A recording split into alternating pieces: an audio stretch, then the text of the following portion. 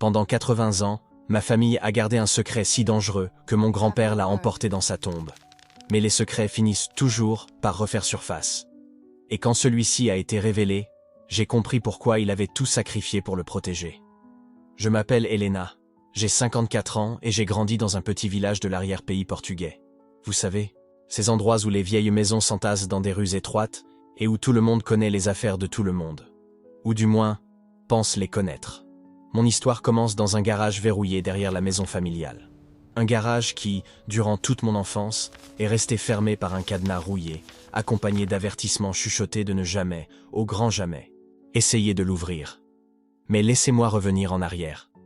Pour saisir le poids de ce secret, vous devez comprendre l'homme qui le gardait. Mon grand-père, Antonio, était un homme silencieux. Le genre d'homme qui parlait peu mais dont les mots, lorsqu'il les prononçait, avaient du poids. Il a survécu à la Seconde Guerre mondiale, non pas comme soldat, mais comme quelqu'un pris au milieu du chaos. Le Portugal était neutre, certes, mais la guerre avait sa façon de s'infiltrer même dans les coins les plus isolés d'Europe. Il ne parlait jamais de ces années-là. Jamais. Quand j'étais enfant et que je posais des questions, son regard s'assombrissait. Sa mâchoire se serrait, et il secouait simplement la tête. Ma grand-mère, Maria, était tout l'opposé. Chaleureuse, bavarde, toujours le sourire aux lèvres. Mais quand quelqu'un mentionnait le garage, même elle devenait silencieuse. Une fois, quand j'avais environ 7 ans, je lui ai demandé pourquoi nous n'utilisions jamais cet espace. Elle m'a regardé avec une expression que je n'ai jamais oubliée. De la peur. Une peur véritable dans ses yeux. « Il y a des choses qu'il vaut mieux laisser enterrer, ma chérie », m'a-t-elle dit, et nous n'avons plus jamais abordé le sujet. J'ai grandi avec ce garage toujours présent, comme une ombre à la périphérie de ma conscience. Les enfants du quartier inventèrent des histoires à son sujet. Ils disaient qu'il était rempli de trésors volés, ou de cadavres, ou de fantômes. Je riais de ces histoires, mais au fond, je ressentais une curiosité qui me rongeait.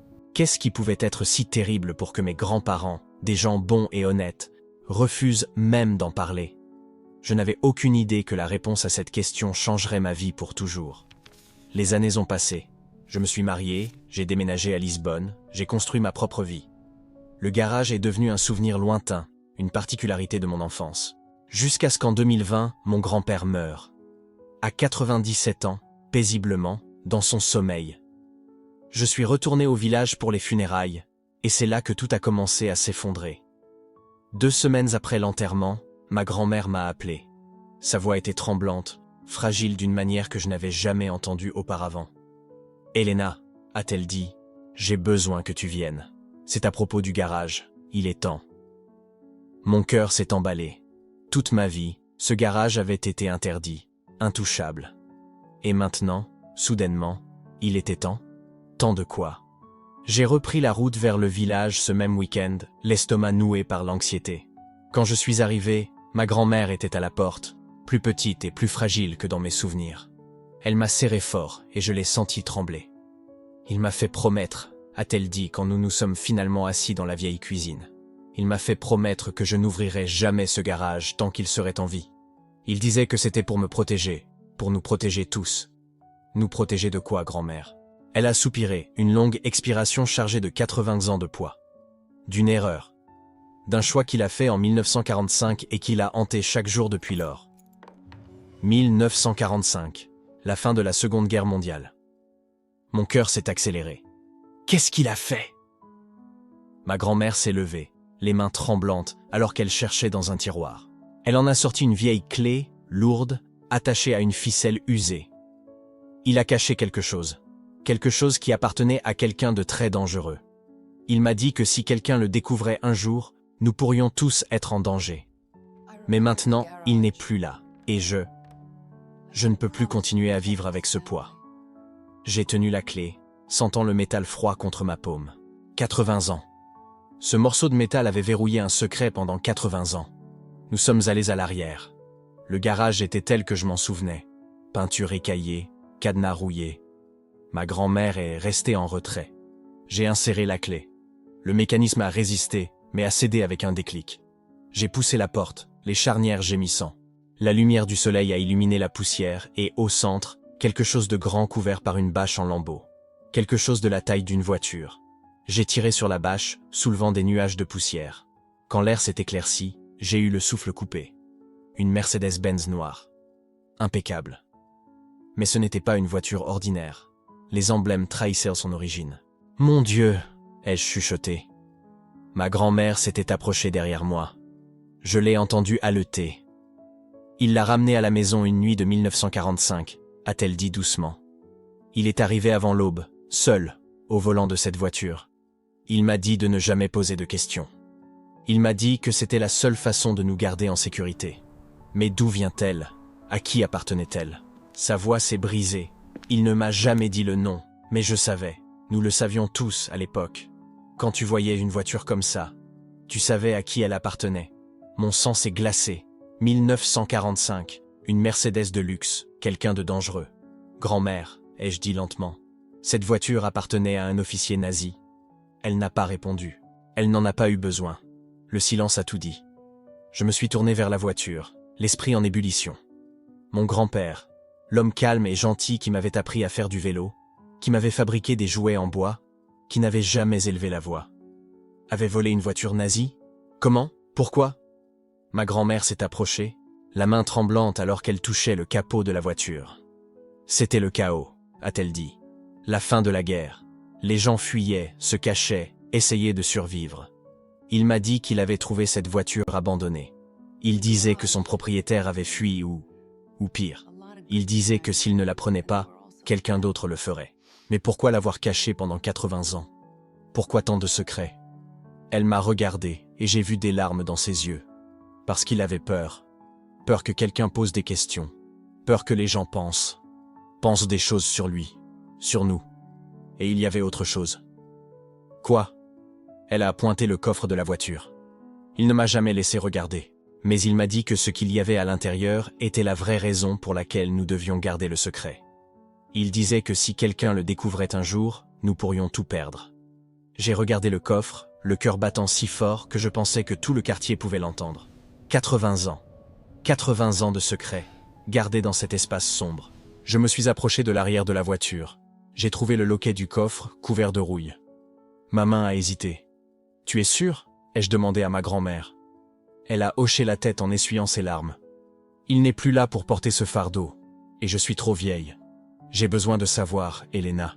J'ai besoin de comprendre ce qui l'a protégé toutes ces années. » J'ai pris une grande inspiration et j'ai tiré sur le loquet. Il a résisté, puis a cédé avec un déclic métallique. J'ai lentement soulevé le couvercle du coffre. Et là, dans l'intérieur sombre et poussiéreux, j'ai vu quelque chose qui a fait s'arrêter le monde. Des dossiers, des dizaines, reliés en cuir, marqués de symboles que je reconnaissais des livres d'histoire, la croix gammée, l'aigle nazi. Et des mots en allemand que je ne pouvais pas lire entièrement, mais l'un d'eux ressortait, répété sur plusieurs dossiers. Geheim. Secret. J'ai saisi l'un des dossiers d'une main tremblante. Je l'ai ouvert. À l'intérieur, des documents, des photographies, des listes de noms, des cartes. Tout était marqué de tampons officiels, tout en allemand. « Oh mon Dieu !» ai-je chuchoté. « Grand-mère, ce sont des documents nazis, des documents secrets. » Elle s'était approchée, regardant par-dessus mon épaule. Sa main a agrippé mon bras. « Il savait » a-t-elle murmuré. « Il savait ce qu'il y avait ici, et il l'a gardé quand même. » Mais pourquoi? Pourquoi risquerait-il tout pour cacher ça? C'est alors que je l'ai vu. Au fond du coffre, sous tous les dossiers, il y avait autre chose. Une petite enveloppe, jaunie par le temps. À l'extérieur, d'une écriture manuscrite et tremblante, un nom était inscrit. Pour Elena. Pour moi. Mes mains tremblaient tellement que je pouvais à peine la tenir. Il m'a laissé une lettre? Ma grand-mère était aussi choquée que moi. Il ne m'a jamais rien dit à ce sujet. J'ai ouvert l'enveloppe avec précaution. À l'intérieur, un morceau de papier, l'encre effacée mais encore lisible. L'écriture de mon grand-père. Ma chère Elena, ai-je lu, la voix tremblante. Si tu lis ceci, c'est que tu as découvert mon secret. Pardonne ma lâcheté de ne pas t'en avoir parlé de mon vivant. Je me suis arrêté pour essuyer mes larmes. Je ne suis ni un voleur, ni un héros. En avril 1945, j'ai fait un choix qui me poursuit depuis. Un homme en fuite m'a offert cette voiture et des documents en échange de mon silence. J'aurais pu le dénoncer. Ma grand-mère sanglotait sur le sol. Mais il a dit que d'autres viendraient pour les documents, qu'il tuerait pour les avoir. Accepter la voiture était la seule façon de sauver notre famille. De te sauver, toi. Je me suis arrêté, la lettre tremblante entre mes mains. Alors, j'ai fait un choix. J'ai choisi ma famille plutôt que la justice. J'ai choisi votre sécurité plutôt que de faire ce qui était juste. Et j'ai vécu avec ce choix pendant 80 ans. J'ai vécu avec la honte, avec la peur, avec le poids de savoir que j'ai laissé un monstre s'échapper pour vous garder en sécurité. Les larmes coulaient librement maintenant, tachant le vieux papier. Pardonne-moi, Elena. Pardonne-moi d'avoir été faible. Pardonne-moi d'avoir choisi l'amour de votre sécurité avant tout le reste. Et si jamais tu décides quoi faire de ces documents, de cette voiture, de ce secret, sache que, quel que soit ton choix, je comprends. Tu n'as plus à porter mon fardeau. La lettre s'arrêtait là. Pas de signature. Juste le silence d'un homme mort et le poids de 80 ans de secret.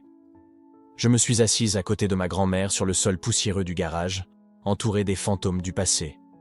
La Mercedes noire se dressait au-dessus de nous comme un monument à un choix impossible. Un choix entre la justice et l'amour. Entre faire ce qui est juste et protéger ceux que nous aimons. Et maintenant, ce poids était le mien. Mon grand-père a protégé un criminel nazi par amour, par peur. Mais les secrets ne restent pas enterrés pour toujours. Ma grand-mère m'a touché le bras. Qu'est-ce qu'on va faire, Elena ? Je ne savais pas. Ce n'était pas seulement une voiture ou des documents. C'était le témoignage d'un choix impossible entre la justice et la sécurité de la famille. Et mon grand-père calme, gentil, aimant, avait fait son choix. Maintenant, c'était mon tour.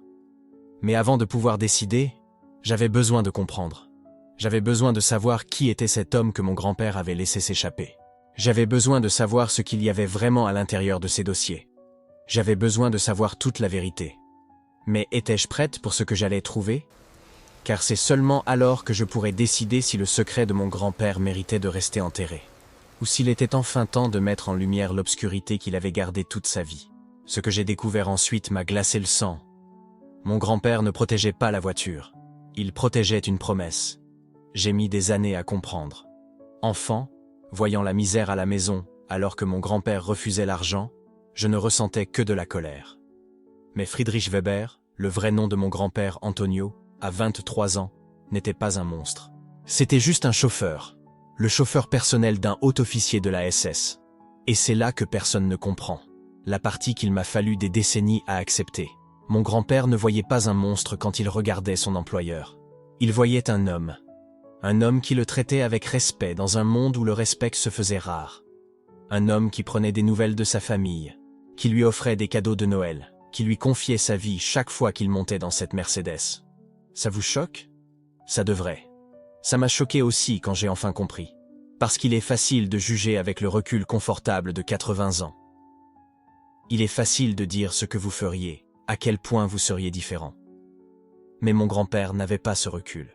Il avait un travail qui nourrissait sa famille en temps de guerre. Il avait un employeur qui, entre les 4 portières de cette voiture, n'était qu'un homme fatigué qui rentrait chez lui. La loyauté humaine ne fonctionne pas en noir et blanc. Elle fonctionne dans des nuances de gris qui nous hantent à jamais. Ma mère m'a raconté que, dans les derniers jours de la guerre, alors que Berlin tombait et que le monde entier s'effondrait, son employeur a convoqué mon grand-père pour une dernière conversation. Ils étaient dans le bunker, entourés par le chaos, par le bruit lointain des explosions soviétiques qui se rapprochaient. Et là, dans ce moment impossible, l'officier a fait promettre quelque chose à mon grand-père. « Friedrich, dit-il en tenant les épaules de mon grand-père de ses mains tremblantes, tu as été plus loyal que je ne le méritais, plus que n'importe quel homme ne le méritait. Maintenant, j'ai besoin que tu me promettes une dernière chose. » Mon grand-père ne m'a jamais raconté exactement ce qui a été promis ce jour-là, mais il a tenu cette promesse pendant les 56 années suivantes de sa vie, même quand cela lui a tout coûté. Et cela lui a coûté. Mon Dieu, comme cela lui a coûté. Quand la guerre s'est terminée et que les Alliés ont commencé à fouiller chaque recoin de l'Allemagne à la recherche de trésors nazis, ils sont venus 3 fois sur notre propriété. 3 fois, des hommes en uniforme ont retourné notre grange, notre maison, chaque centimètre de terre que nous possédions. Ils cherchèrent de l'or, de l'art volé, des documents compromettants. Ils ont trouvé une Mercedes sous cette bâche poussiéreuse. Ils ont interrogé mon grand-père pendant des heures. D'où vient cette voiture? Pour qui avez-vous travaillé? Que cachez-vous d'autre? Mon grand-père répondait à chaque question avec la même vérité partielle. C'était mon employeur. Il est mort à la guerre. La voiture m'a été laissée. Il n'y a rien d'autre. Techniquement, ce n'était pas un mensonge. Mais ce n'était pas non plus toute la vérité. Les Alliés n'ont rien pu prouver. Ils n'ont pas réussi à le relier à des crimes spécifiques. Alors ils l'ont laissé partir, mais avec une étiquette qui ne s'effacerait jamais. Collaborateur. Quelqu'un qui avait travaillé de trop près avec le régime pour être digne de confiance. Ma mère avait 12 ans quand les voisins ont arrêté de leur parler. Quand les autres enfants à l'école ont commencé à chuchoter et à la montrer du doigt. Ton père conduisait pour les nazis. Ton père a aidé les monstres. Elle m'a raconté, les larmes aux yeux des décennies plus tard, le jour où elle est rentrée de l'école en pleurant parce que personne ne voulait s'asseoir à côté d'elle. Mon grand-père l'a serrée dans ses bras et lui a dit « Un jour, tu comprendras pourquoi certaines promesses valent plus que le confort. » Mais elle ne comprenait pas. Comment aurait-elle pu? Il perdait tout à cause de sa loyauté envers un homme mort, envers un régime vaincu, envers un passé que le monde entier cherchait désespérément à oublier. Les opportunités de travail se sont taries. Personne n'embauchait l'ancien chauffeur d'un officier SS, peu importe ses qualifications. Mon grand-père, qui conduisait autrefois des voitures valant des fortunes, s'est mis à réparer des vélos et de vieux outils pour survivre. Ma grand-mère cousait des vêtements pour d'autres familles, travaillant jusqu'aux blessures, jusqu'à épuisement. Et pendant tout ce temps, la Mercedes restait dans la grange, couverte, intacte, valant une fortune qui aurait pu tout sauver. À 16 ans, ma mère l'a confrontée. « Pourquoi tu ne vends pas la voiture? Pourquoi vivre dans la misère? » « J'ai donné ma parole, a-t-il dit. Ah, c'est tout ce qu'il me reste. »« C'était un monstre !» a-t-elle crié. Mon grand-père a pleuré. Dans les derniers instants, quand le monde s'effondre, il n'y a pas de monstre. Juste des hommes. Je tiens ma promesse non pas parce qu'il le méritait, mais parce que je mérite d'être l'homme qui tient sa parole. Cette réponse n'a pas satisfait ma mère ce jour-là. Ça n'a pas payé les factures. Ça n'a pas ramené les amis qui l'évitaient. Ça n'a pas effacé la honte qu'elle portait par association. Mais des années plus tard, quand elle est devenue mère à son tour, quand elle m'a tenu dans ses bras pour la première fois, elle a dit qu'elle avait enfin commencé à comprendre. La loyauté de mon grand-père n'était pas une question de politique. Ce n'était pas une question de régime.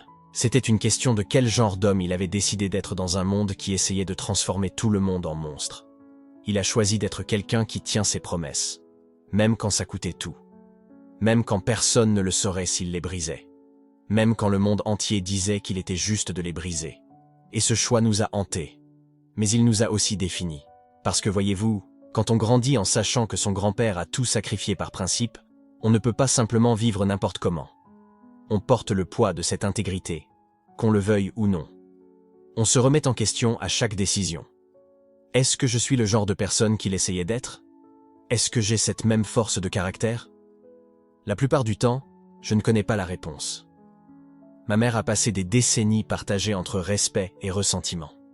Elle admirait son intégrité, mais elle blâmait aussi cette même intégrité pour l'enfance difficile qu'elle a eue, pour les occasions manquées, pour la pauvreté qui a défini ses années de formation. Il nous aimait, m'a-t-elle dit une fois, la voix brisée par l'émotion. J'en suis sûr, mais il aimait davantage son honneur.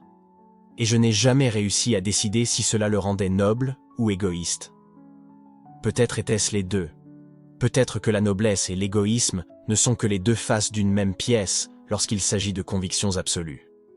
Au fil des années, le poids du secret est devenu aussi familier que notre propre peau. Nous ne parlions pas de la Mercedes aux étrangers. Nous ne posions pas de questions sur ce qui pouvait se cacher d'autre dans cette grange. Nous vivions nos vies autour de ce trou noir gravitationnel de non-dit, gravitant sur son orbite, mais sans jamais trop nous en approcher. Mon grand-père a vieilli. Ses mains, qui tenaient autrefois le volant de cette magnifique Mercedes avec une telle précision, tremblaient d'arthrite. Ses yeux, qui avaient vu l'aube et le crépuscule d'un empire, s'étaient voilés par la cataracte. Mais sa détermination n'a jamais vacillé. Jamais. Jusqu'à ce dernier jour. J'avais déjà ma vie à Lisbonne quand j'ai reçu l'appel. Ma mère, la voix étranglée par la panique. « Viens tout de suite, ton grand-père réclame ta présence. Les médecins disent que c'est une question d'heure. » J'ai conduit plus vite que je n'aurais dû, le cœur battant contre mes côtes, l'esprit s'emballant avec toutes les choses que je n'avais jamais dites, toutes les questions que je n'avais jamais posées. Quand je suis arrivé à l'hôpital, ma mère était dans le couloir, le visage pâle, les yeux rouges. « Il veut te parler seul à seul », a-t-elle dit. « Il y a quelque chose qu'il doit te dire. » Je suis entré dans cette chambre stérile, qui sentait l'antiseptique et la mort imminente. Mon grand-père paraissait si petit dans ce lit, si fragile. Comment est-il possible que cet homme, qui m'avait semblé indestructible autrefois, ait pu autant rétrécir? Ses yeux se sont ouverts à mon approche, toujours perçants malgré tout, portant toujours ce poids de décennies de secrets. « Assieds-toi », a-t-il chuchoté, d'une voix rauque mais urgente. « Il y a des choses que tu dois savoir, des choses que toi seul peux savoir maintenant. » Mon cœur s'est serré. Une partie de moi voulait fuir, ne pas savoir, vivre dans une heureuse ignorance. Parce qu'une fois qu'on connaît la vérité, on ne peut pas l'effacer. Une fois qu'on devient le gardien d'un secret, on porte ce fardeau pour toujours. « La Mercedes », a-t-il commencé, chaque mot demandant un effort visible. « Ce n'est pas juste une voiture, ça ne l'a jamais été. Dans le coffre, il y a quelque chose qui ne doit pas tomber entre de mauvaises mains. Quelque chose qui, s'il était découvert, détruirait non seulement notre famille, mais d'autres aussi. » J'avais la bouche sèche. Qu'est-ce que c'est? Ses yeux se sont fermés un long moment. Quand ils se sont rouverts, j'y ai vu quelque chose que je n'avais jamais vu auparavant chez mon grand-père. La peur. « Quand je serai parti, » a-t-il continué, « tu devras décider. Détruire ou préserver. Oublier ou se souvenir. Les deux choix ont des conséquences. Les deux te hanteront. »« Mais qu'est-ce que c'est ?» ai-je insisté, ma voix s'élevant malgré moi. « Qu'as-tu caché pendant toutes ces années ?» Il a serré ma main avec une force surprenante pour quelqu'un d'aussi proche de la mort. « Promets-moi d'abord. Promets que peu importe ce que tu décideras, tu y réfléchiras soigneusement. Ne te précipite pas. Ne laisse pas l'émotion décider. Pense à tous ceux qui seront affectés. »« Je le promets. » me suis-je entendu dire, les mots sortant avant que je puisse les arrêter. Et à ce moment-là, j'ai senti le poids de sa promesse se transférer sur moi, comme un manteau invisible de responsabilité que je n'avais pas demandé, mais que je ne pouvais refuser. Il a hoché la tête, satisfait. Puis, les lèvres tremblantes et les larmes au coin des yeux, il a commencé à me raconter. Quand il a terminé, 20 minutes plus tard, je n'arrivais plus à respirer. Mon esprit tournait, essayant de traiter, essayant de comprendre les implications de ce que je venais d'entendre. « Maintenant tu sais » a-t-il chuchoté, ses yeux se fermant pour la dernière fois. « Maintenant tu portes ce que j'ai porté.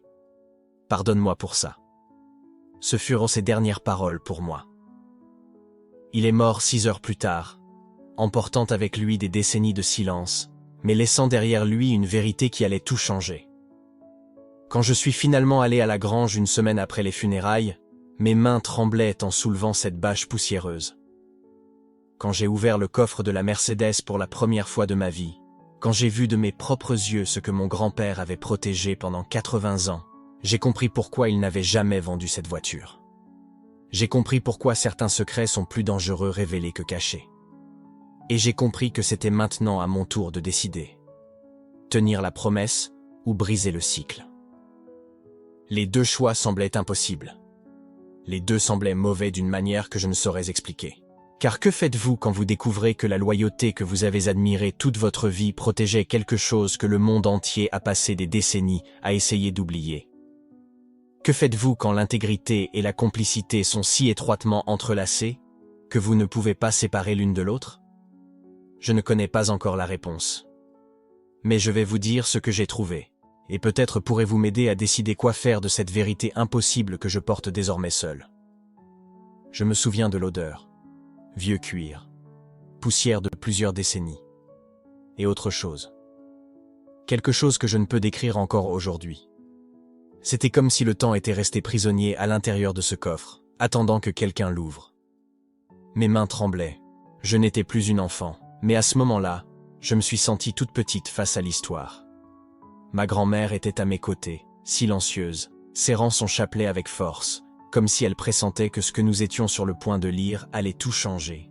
Et ça a tout changé. J'ai ouvert une mallette en cuir. Des photographies sont tombées. Des hommes en uniforme, des femmes élégantes, des enfants sérieux. Et des lettres. Des piles de lettres. En allemand et en français. Ce n'étaient pas des plans de guerre, mais des correspondances intimes. Un père inquiet. Un homme terrifié. Entre les pages, des noms familiers. Des gens respectables de notre ville, qui vivent aujourd'hui des vies normales. Des noms de collaborateurs. Mon père a pris l'une des photographies et l'a regardée longuement. C'était l'image d'un dîner. Des hommes en uniforme assis autour d'une table élégante, des verres de vin à la main, des sourires sur les visages. Et là, dans un coin de la photo, un visage familier, quelqu'un que nous connaissions, quelqu'un dont la famille vit encore dans la même ville que nous. Pouvez-vous imaginer le poids de tout ça? Nous ne tenions pas seulement des preuves historiques entre nos mains. Nous tenions la vérité sur de vraies personnes. Des personnes qui ont bâti des vies entières sur des mensonges. Des familles entières qui croyaient que leurs grands-parents étaient des héros de la résistance, alors qu'en réalité, ils étaient dans l'autre camp. Ma mère s'est finalement approchée. Elle a vu les lettres, les photos, et je n'oublierai jamais ce qu'elle a dit. Nous n'avons pas le droit de garder ça. Cette discussion a déchiré la famille. Mon père voulait protéger les innocents. Pourquoi gâcher des vies pour des crimes vieux de 70 ans? Ma mère réclamait justice. Et les victimes? On va protéger les descendants de ceux qui nous ont fait souffrir? Je me trouvais au milieu, tiraillé. Une lettre en particulier me hante encore. C'est celle d'un homme appelé Heinrich, adressée à sa femme. Il y décrivait la peur qu'il ressentait. Il disait avoir fait des choses terribles, des choses qu'il ne pourrait jamais lui raconter, mais qu'il les avait faites par peur de ce qui arriverait s'il refusait. Il implorait le pardon de Dieu. Il disait que lorsque la guerre serait finie, s'il survivait, il essaierait de vivre de manière à racheter le mal qu'il avait causé. Y est-il parvenu? Existe-t-il une réparation possible pour de telles choses?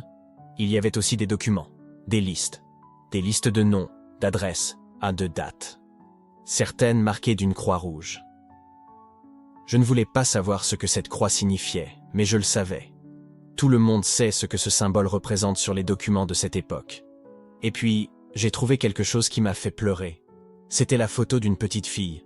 Elle ne devait pas avoir plus de 6 ou 7 ans. Cheveux bruns, grands yeux, un petit sourire timide. Au dos de la photo, une date et un nom. Et sous le nom, 2 mots en allemand que j'ai parfaitement compris. Déjà réglé. Le monde s'est arrêté à cet instant. Cet enfant avait été réglé, comme un problème, comme quelque chose qu'il fallait éliminer. J'ai tenu cette photo et j'ai pleuré comme jamais je n'avais pleuré de ma vie. Cette petite fille pourrait avoir mon âge aujourd'hui. Elle pourrait avoir des enfants, des petits-enfants. Elle aurait pu vivre une vie entière d'amour, de rire, de joie et de peine. Mais elle a été réglée. Et quelqu'un a gardé sa photo comme un trophée. Ma famille continuait de se disputer. Les voix s'élevaient de plus en plus. Mon père disait que révéler cela serait comme une condamnation à mort pour des familles innocentes.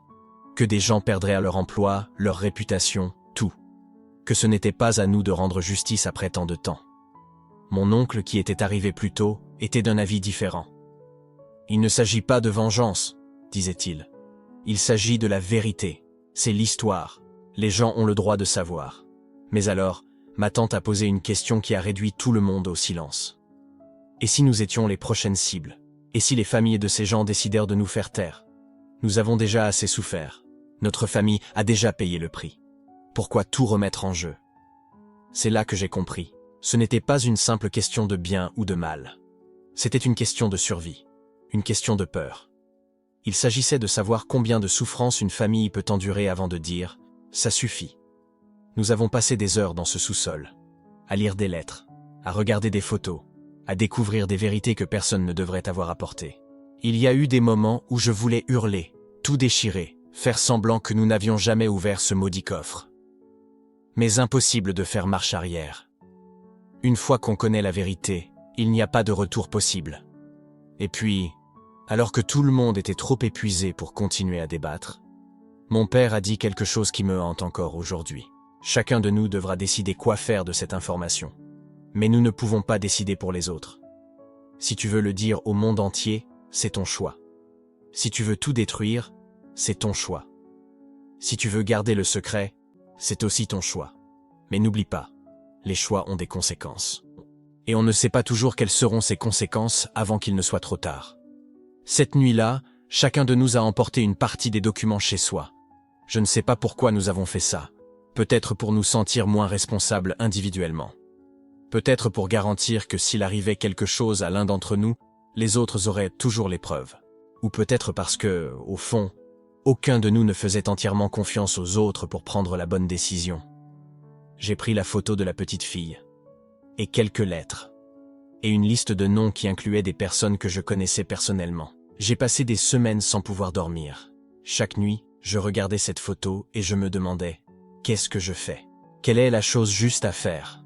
Et puis, 3 semaines après cette nuit dans le sous-sol, j'ai pris une décision. J'ai fait une chose que je ne pourrais jamais me pardonner. Mais à l'époque, cela semblait être la seule option possible. J'avais l'impression de protéger ma famille. J'avais l'impression d'éviter plus de souffrance. J'avais tort. Parce que ce que j'ignorais, c'est que mon choix allait déclencher une série d'événements qui ont failli tous nous détruire.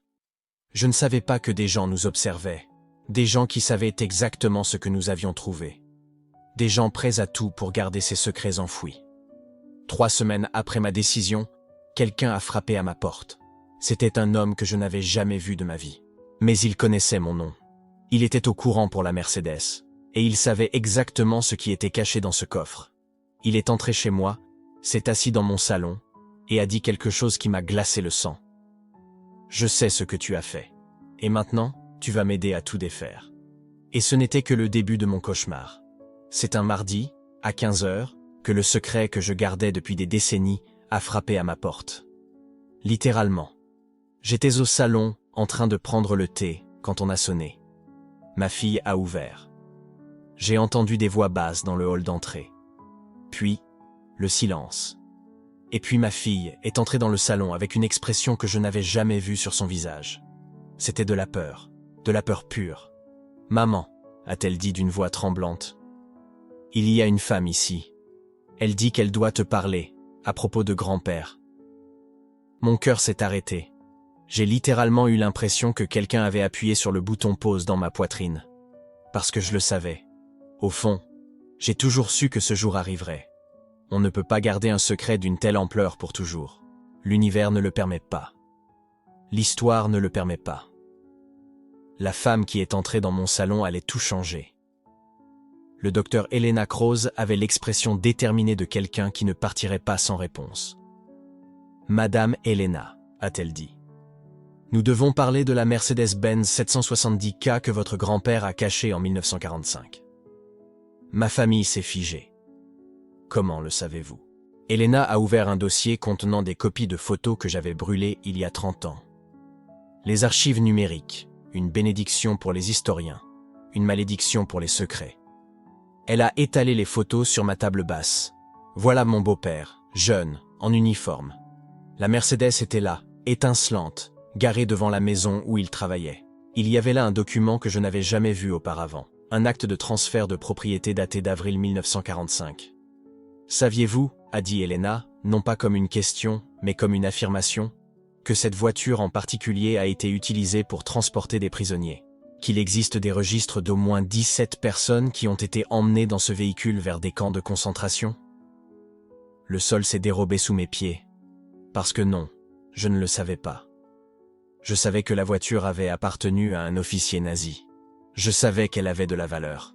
Je savais que mon mari était mort en protégeant son secret. Mais ça, je ne le savais pas. Je ne savais pas qu'il y avait des noms, des visages, des familles détruites. 17 personnes, ai-je répété, et ma voix n'était qu'un murmure. Au moins, a corrigé Elena. Probablement plus, les registres sont incomplets, mais nous avons des noms confirmés. Nous avons des survivants, nous avons des descendants. Elle a pris une autre photo. C'était une petite fille, peut-être 10 ans, de grands yeux effrayés, regardant droit vers l'objectif. « Voici Sarah Goldstein », a dit Elena. Elle avait 10 ans quand elle a été emmenée dans cette Mercedes. Elle est morte à Auschwitz 3 mois plus tard. J'ai fermé les yeux. Je ne voulais pas voir. Je ne pouvais pas voir. Mais les images étaient déjà gravées dans mon esprit. « Qu'attendez-vous de moi ?» ai-je réussi à demander.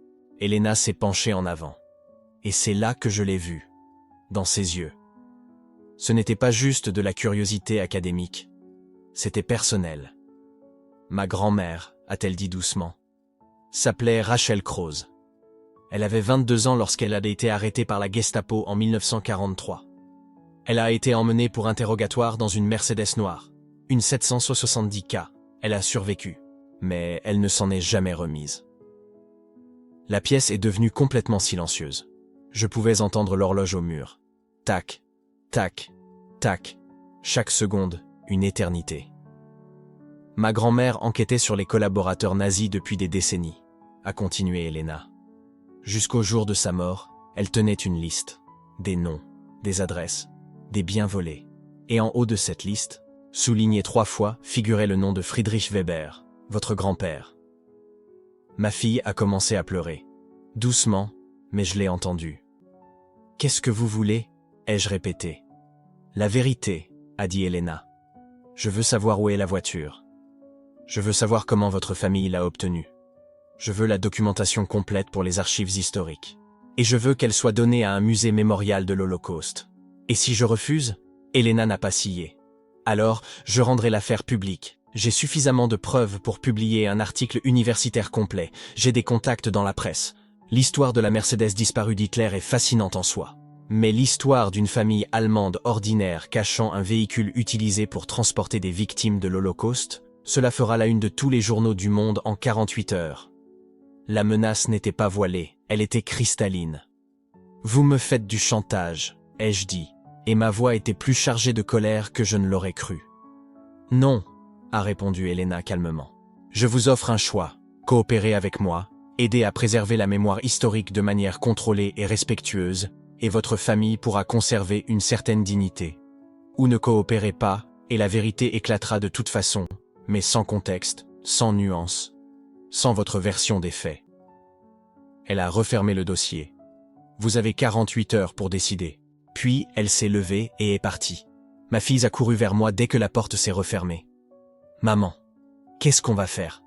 Elle est sérieuse? Ça va détruire notre famille. » Je ne pouvais pas répondre. Parce qu'elle avait raison. Peu importe ce que je choisirais, quelque chose serait détruit. Cette nuit-là a été la pire de ma vie. Et Dieu sait que j'en ai eu, des mauvaises nuits. J'ai convoqué une réunion de famille d'urgence, mes enfants, mes gendres et belles-filles. Même mes petits-enfants les plus âgés, ceux qui étaient assez grands pour comprendre. J'ai tout raconté. Pour la première fois, j'ai raconté toute l'histoire. Pas les versions édulcorées que j'avais servies au fil des années, pas les demi-vérités. Tout. Le silence qui a suivi était assourdissant. Alors mon fils aîné a explosé. « 40 ans, maman. Tu as gardé ça pendant 40 ans? Tu as laissé papa mourir avec ce secret sans jamais nous le dire? Je vous protégeais !» ai-je crié en retour. « Tu crois que je voulais que vous grandissiez en sachant ça? Que vous portiez cette honte? Alors tu as préféré qu'on porte un mensonge ?» a lancé ma fille. « Tu as préféré qu'on vive dans le déni ?» Mon fils le plus jeune, qui a toujours été le plus calme, s'est levé. « Nous devons coopérer avec elle, dit-il. Nous n'avons pas le choix. Si cela sort au grand jour sans que nous ayons le contrôle, nous passerons pour des monstres. » « Si nous coopérons, rétorqua mon fils aîné, nous admettrons notre culpabilité. Nous dirons que nous sommes complices. »« Nous sommes complices !» cria ma fille. « Vous ne comprenez pas? Garder ce secret fait de nous des complices. » La discussion dura des heures. Ce n'était pas une conversation, c'était une guerre. La famille que j'avais essayé de protéger pendant des décennies se déchirait sous mes yeux. Certains voulaient coopérer totalement, donner la voiture immédiatement, faire une déclaration publique de désaveu, se distancier du passé. D'autres voulaient se battre, engager des avocats, remettre en question la légitimité des preuves d'Elena, protéger le patrimoine familial. Et l'un de mes petits-fils, mon Gabriel, 19 ans, qui avait toujours été le plus idéaliste, a dit quelque chose qui m'a brisé le cœur. « Grand-mère, tu n'es pas celle que je croyais. » Et il est sorti. Cette phrase a résonné dans ma tête pendant des jours. Parce qu'il avait raison. Je n'étais pas celle qu'il croyait. Peut-être que je ne l'avais jamais été. Les 48 heures passèrent comme une lente torture. Chaque heure était un siècle. Chaque minute, une agonie. Je ne pouvais pas dormir. Je ne pouvais pas manger. Je fixais le téléphone, sachant que je devais prendre une décision, mais j'étais complètement paralysé. Car peu importe ce que je choisirais, j'allais perdre. Si je coopérais, je trahirais la mémoire de mon mari. l'homme qui était mort en protégeant ce secret. L'homme qui croyait faire ce qui était juste. Si je ne coopérais pas, je trahirais mes victimes. Les 17 personnes. Sarah Goldstein, 10 ans. Rachel Croze, la grand-mère d'Elena. Il n'y avait pas de bonne option, pas d'issue propre. C'était à 3 heures du matin, un jeudi, quand j'ai finalement décroché le téléphone. Mes mains tremblaient tellement que je pouvais à peine composer le numéro. Elena a répondu à la 3e sonnerie, comme si elle attendait. « Allô ?» J'ai pris une profonde inspiration. « Je vais coopérer », ai-je dit, mais à certaines conditions. Je veux avoir le contrôle sur la façon dont l'histoire est racontée. Je veux une protection pour ma famille. Et je veux que l'accent soit mis sur le nom des victimes, pas sur celui de ma famille. Il y eut un silence. « Acceptable, dit Elena. Nous pouvons travailler là-dessus. Alors rencontrons-nous, ai-je dit. Demain, je t'emmènerai là où se trouve la voiture. Là où elle se trouve ? Répéta Elena, et je pouvais entendre la surprise dans sa voix. Vous savez encore où elle est ? Je l'ai toujours su, ai-je dit. C'était mon fardeau de savoir. J'ai raccroché. Et pour la première fois en 48 heures, j'ai pu respirer. Je pensais faire ce qu'il fallait. Je pensais que révéler la vérité apporterait une sorte de soulagement. Une sorte de rédemption. Mais je n'avais aucune idée de ce que j'étais sur le point de déclencher. Car quand la vérité a finalement éclaté, elle n'a pas apporté la paix. Elle n'a pas apporté de conclusion. Elle a apporté quelque chose de bien pire. Ce qui s'est passé quand nous avons trouvé la Mercedes cachée a tout changé. Et pas de la façon dont nous l'espérions. Nous pensions que le pire était passé. Nous avions tort. L'histoire a fuité un mardi matin. À 9 heures, je buvais mon café, seul dans la cuisine de la maison que mon grand-père avait construite. À midi, ma vie était méconnaissable. Le premier appel venait d'un journaliste du Süddeutsche Zeitung. Il me posait des questions sur la Mercedes, sur mon grand-père, sur des documents que quelqu'un avait envoyés à la rédaction. J'ai raccroché sans répondre. Le deuxième appel est arrivé 5 minutes plus tard. Puis le troisième. Puis 20 messages sur mon portable. Puis un producteur de télévision à la porte. Le docteur Croze m'a appelé à 11h30. « Vous devez quitter la maison », a-t-elle dit. Tout de suite, les médias vont transformer ça en cirque. Mais je ne pouvais pas bouger.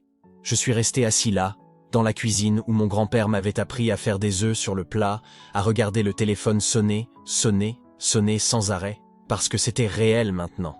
Ce n'était plus une enquête privée, ce n'était plus des documents cachés dans un tiroir. Le monde entier était au courant. C'était le nom de ma famille à la une des journaux. C'était la vérité, nue et crue, exposée sous la lumière impitoyable du regard public. Et c'était moi qui avais provoqué ça. Ma sœur Sophie a appelé à 14 heures. Je n'avais pas répondu au téléphone depuis des heures. Mais quand j'ai vu son nom sur l'écran, quelque chose en moi a cédé. J'ai décroché. « T'as perdu l'esprit ?» C'est la première chose qu'elle a dite, même pas un bonjour. « Complètement malade ? Qu'est-ce que tu as fait ?» Sa voix tremblait. Pas de peur, de rage.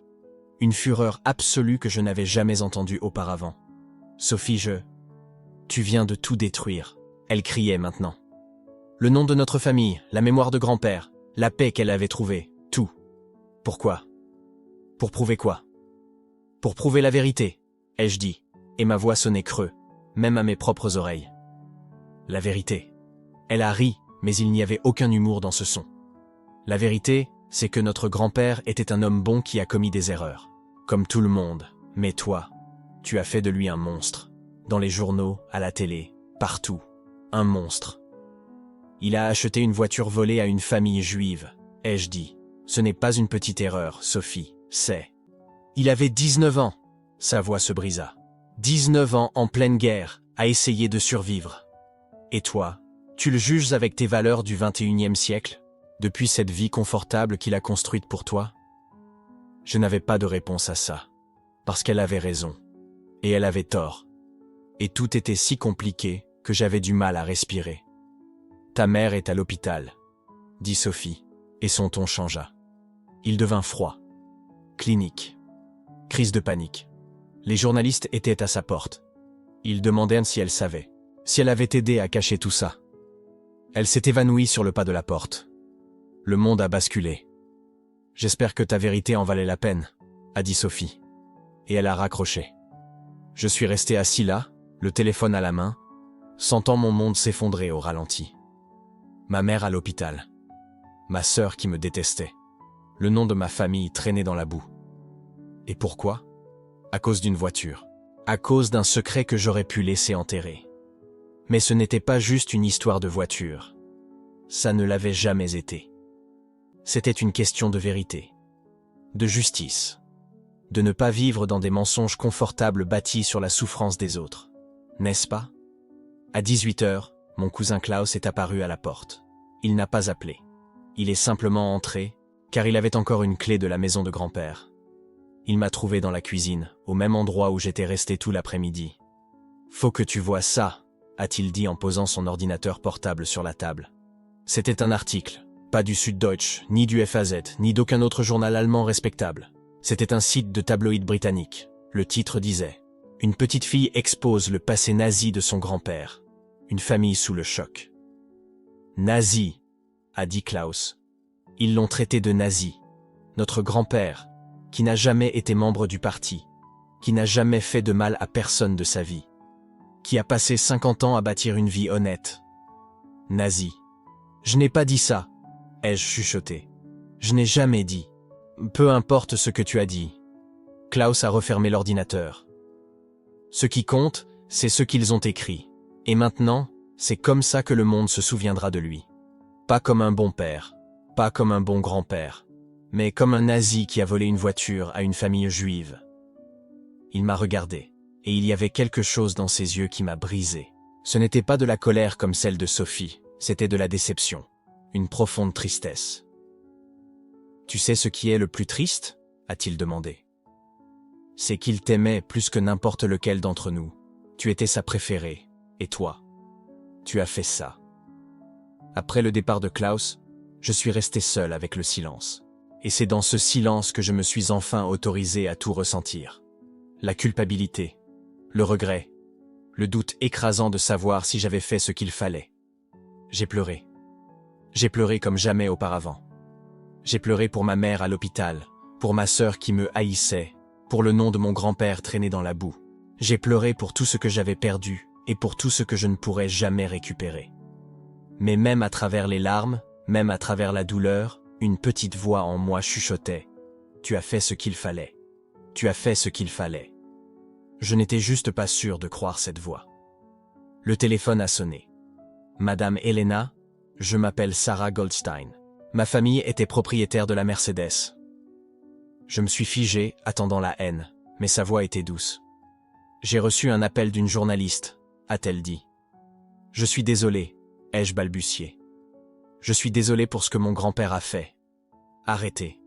Savez-vous combien ont survécu dans ma famille? 3 sur 42. J'ai fermé les yeux. Nous avons vécu 80 ans avec des questions, a-t-elle poursuivi. Cette Mercedes était la fierté de mon arrière-grand-père. Savoir ce qui s'est passé. C'est une réponse. Un morceau d'histoire qui ne s'est pas perdu. Nous ne voulons pas la voiture. Nous voulons que l'on sache que nous existons. Sa voix s'est légèrement brisée. Et vous? Vous avez donné cela à ma famille. Vous nous avez rendu une petite partie de notre histoire. Merci. Merci, elle a dit, merci. J'étais préparé à la haine, aux accusations, à être détruite par la vérité que j'avais révélée. Mais ce qu'elle a dit ensuite a défié tout ce que je croyais. Elle m'a remercié.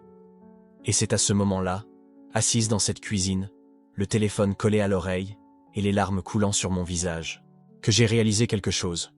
Quelque chose qui a tout changé. Je pensais savoir ce que la vérité coûterait.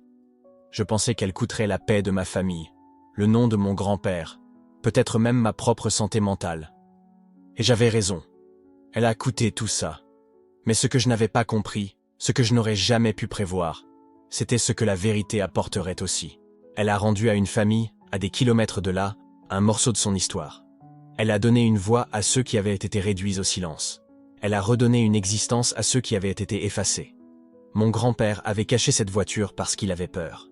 Peur des conséquences, peur du jugement, peur que la vérité ne détruise tout ce qu'il avait construit. Et il avait raison. La vérité avait détruit. Mais elle avait aussi guéri. Elle avait honoré. Elle avait ravivé le souvenir. Sarah, ai-je dit, la voix chargée d'émotion. Puis-je vous rencontrer, en personne? J'aimerais beaucoup, a-t-elle répondu. Vraiment beaucoup. Après cet appel, j'ai appelé ma mère à l'hôpital. Elle a décroché, sa voix était faible, mais c'était bien ma mère. Ça va. Ai-je demandé. Ça ira, a-t-elle dit. Silence. Puis, j'ai vu les informations. Maman, Laisse-moi parler. Elle a toussé. Pendant des années, j'ai su qu'il y avait quelque chose que ton grand-père portait en lui. Je le voyais parfois, regarder cette voiture dans le garage, avec une expression que je n'arrivais pas à déchiffrer. De la tristesse, de la culpabilité. Je ne sais pas. J'ai attendu. Une partie de moi est en colère contre toi, a-t-elle dit. D'avoir exposé tout ça, d'avoir blessé la famille, mais une autre partie est soulagée, parce que les secrets sont lourds. Et il a porté ce poids tout seul pendant trop longtemps. Il aurait dû m'en parler, ai-je dit. Peut-être. Elle a soupiré. Ou peut-être savait-il que s'il te le disait, tu ferais exactement ce que tu as fait. Et peut-être qu'au fond, il voulait que quelqu'un le fasse. Quelqu'un d'assez courageux pour faire ce que lui n'a jamais pu faire. Cette idée m'était restée. La possibilité que, d'une manière détournée, c'était ce que mon grand-père avait voulu. Pas consciemment.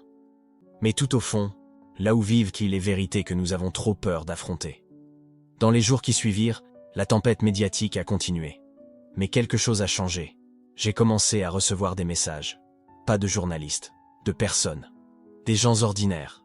Une femme dont le père avait combattu à la guerre et n'en avait jamais parlé. Un homme dont la famille avait tout perdu pendant l'Holocauste et qui vivait avec des questions sans réponse. Une autre personne dont le grand-père était mort avec des secrets qui n'ont jamais été révélés. Votre courage m'a donné du courage, a écrit l'un d'eux. Je vais enfin poser les questions que j'ai peur de poser. Merci de ne pas avoir laissé le passé rester enterré, a écrit un autre. La vérité fait mal, mais les mensonges font encore plus mal.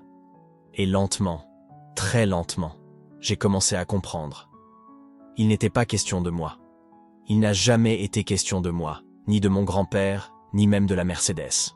Il était question de nous tous, de la façon dont nous gérons le passé, du poids des secrets et du prix de la vérité, du choix entre le confort et l'honnêteté, entre la paix et la justice. Ma sœur Sophie ne me parlait toujours pas. Klaus a rendu visite à ma mère à l'hôpital, mais m'a évité. La moitié de la famille pensait que j'étais un héros. L'autre moitié pensait que j'étais un traître. Et le docteur Krause? Elle est apparue à ma porte une semaine après que l'histoire a éclaté. Elle apportait des fleurs. Pourquoi? Ai-je demandé. Pour vous rappeler que, même lorsque nous détruisons des choses, nous pouvons créer de la beauté, a-t-elle dit. Elle a souri. Et parce que je pense que vous avez besoin d'une amie en ce moment. Elle avait raison. Nous nous sommes assis dans la cuisine de mon grand-père, la même cuisine où tout avait commencé. Et elle m'a parlé de sa propre famille, de son arrière-grand-père qui avait été officier nazi, de la honte qu'elle portait, des années qu'elle a passées à essayer de comprendre comment concilier l'amour pour sa famille avec l'horreur de l'histoire. Cela ne devient jamais plus facile, a-t-elle dit. Mais cela devient plus clair. Avec le temps, on commence à voir que la vérité n'est pas l'ennemi. C'est le silence. Il m'a fallu 6 mois pour réussir à voir ce que le secret avait réellement protégé. Ce n'était pas la réputation de mon grand-père. Ce n'était pas la paix de ma famille. C'était la peur. La peur que, si nous affrontions la vérité, elle nous détruise. Et elle nous avait détruits, d'une certaine manière. Mais elle nous avait aussi libérés. Ma mère est sortie de l'hôpital et, lentement, nous avons commencé à parler de grand-père. Pas du mythe que nous avions créé, de l'homme réel, avec ses vertus et ses erreurs, avec son amour et sa culpabilité. Sarah Goldstein est venue en Allemagne au printemps. Nous nous sommes rencontrés dans un café à Munich. Et quand je l'ai vue, cette femme âgée avec les yeux de l'arrière-grand-père qu'elle n'avait jamais connu, quelque chose en moi a guéri. Nous avons parlé pendant des heures, de la voiture, de la guerre, de nos familles et des fardeaux que nous portions. Et à la fin, elle m'a pris la main et a dit « Votre grand-père a commis une erreur, mais vous avez fait une chose juste, et c'est ce qui compte. » Il m'a fallu 1 année de plus pour comprendre ce que mon grand-père savait depuis toujours, que la vérité a un prix, que la justice exige des sacrifices, et que parfois, La chose la plus courageuse que nous puissions faire est d'affronter les parties de nous-mêmes et de nos familles que nous voulons le plus cacher. Il n'a pas eu le courage de le faire. Mais il m'a laissé la Mercedes. Il m'a laissé les documents. Il m'a laissé les indices. Peut-être, honte d'une manière qu'il n'a jamais pu exprimer, me demandait-il d'être courageux pour lui. Aujourd'hui, quand je visite sa tombe, j'ai enfin les mots dont j'avais besoin depuis 80 ans. Des mots sur le pardon et la compréhension, sur l'amour et la vérité, sur la façon dont nous pouvons honorer les personnes que nous aimons sans nier leurs erreurs, parce que c'est ce que nous faisons pour les morts. Nous ne les transformons pas en saints. Nous ne cachons pas leurs crimes. Nous racontons leurs histoires, complètes, honnêtes, vraies. Et nous espérons qu'en le faisant, nous deviendrons un peu plus courageux, un peu plus honnêtes, un peu plus humains. 5 ans ont passé depuis ce jour. 5 ans depuis que j'ai ouvert ce coffre et découvert un morceau d'histoire que personne ne devrait porter seul. 5 ans depuis que mon monde a basculé et que j'ai dû réapprendre le sens de famille, loyauté et vérité. Je suis ici aujourd'hui, non plus comme cette personne terrifiée qui tremblait devant un symbole nazi. Je suis ici comme quelqu'un qui a compris quelque chose de profond sur les secrets, sur le poids que nous portons, sur les choix impossibles que nos ancêtres ont faits en des temps impossibles. Et je dois partager avec vous ce que j'ai appris.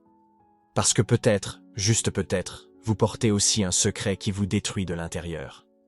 Mais avant d'en arriver à la sagesse, vous méritez de savoir ce qui s'est passé, ce qui est devenu de la Mercedes, ce qui est devenu de ce coffre, ce qui est devenu de ma famille. La Mercedes 770K repose aujourd'hui dans un musée. Je ne dirai pas lequel, car il y a encore des gens qui ne comprendraient pas. Des gens qui ne verraient que le symbole, pas l'histoire. Mais elle est là, préservée, comme un témoin silencieux d'une époque que nous ne devons jamais oublier. Lorsque le docteur Krause a terminé son enquête, elle m'a donné 2 options. La première était de tout rendre public immédiatement. Remettre la voiture et les documents aux autorités. Laisser l'histoire se répandre dans les médias. Transformer ma famille en gros titre international. La seconde option était plus nuancée. Elle connaissait un conservateur d'un musée spécialisé dans la Seconde Guerre mondiale, quelqu'un qui comprenait la complexité morale de ces artefacts. Quelqu'un qui pourrait préserver l'histoire sans sensationnalisme, sans jugement simpliste. J'ai choisi la seconde option. Et si vous me jugez pour cela, je comprends. Mais laissez-moi vous expliquer pourquoi. Parce que j'ai découvert quelque chose sur mon grand-père qui a tout bouleversé. Quelque chose qui se trouvait dans ces documents du coffre, cachés parmi les papiers officiels nazis. Une série de lettres. Des lettres qu'il a écrites mais jamais envoyées. Des lettres adressées à des personnes que je n'ai jamais connues. Des juifs. Il écrivait à des juifs. Ces lettres étaient des excuses, des confessions, des supplications pour le pardon. Dans celles-ci, mon grand-père décrivait en détail ce dont il avait été témoin, ce qu'il avait été forcé de faire, les vies qu'il n'avait pas pu sauver. Il décrivait la culpabilité qu'il a rongée chaque jour de sa vie après la guerre. Une lettre en particulier m'a brisé. Elle était adressée à la famille Goldstein. Mon grand-père y expliquait comment il avait tenté de prévenir M. Goldstein d'une rafle planifiée. Comment il avait préparé de faux papiers pour eux. Comment il avait attendu à la gare 3 nuits de suite, en priant pour qu'ils apparaissent. Ils ne sont jamais venus. Ils avaient été arrêtés 2 jours auparavant. Mon grand-père a écrit « Je ne suis pas innocent. J'ai porté l'uniforme. J'ai conduit la voiture. J'ai obéi à des ordres que je savais monstrueux. Mais j'ai essayé. Que Dieu me pardonne, j'ai essayé. Et j'ai échoué.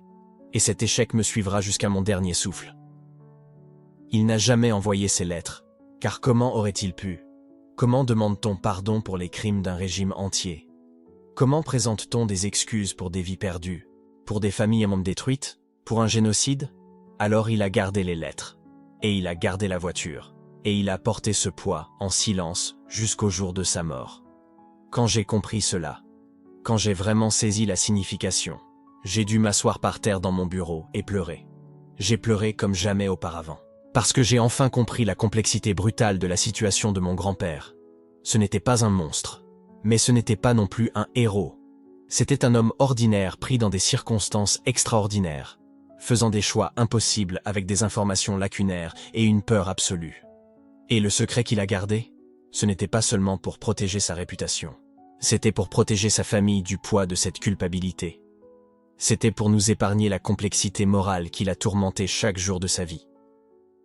Le docteur Krause m'a dit une chose que je n'oublierai jamais. Elle a dit « Votre grand-père n'a pas gardé ce secret par lâcheté. Il l'a gardé par amour. Un amour tortueux, peut-être mal avisé, mais de l'amour quand même. Il a porté ce fardeau seul pour que vous n'ayez pas à le faire. » Cette révélation a profondément changé ma famille. Ma mère et mon oncle se sont réunis pour la première fois en 2 ans. Nous nous sommes assis ensemble, nous avons lu les lettres, nous avons pleuré ensemble. Le processus de guérison n'a pas été linéaire. Il y a eu des disputes, des rechutes, des moments où j'ai cru que nous ne nous en remettrions jamais.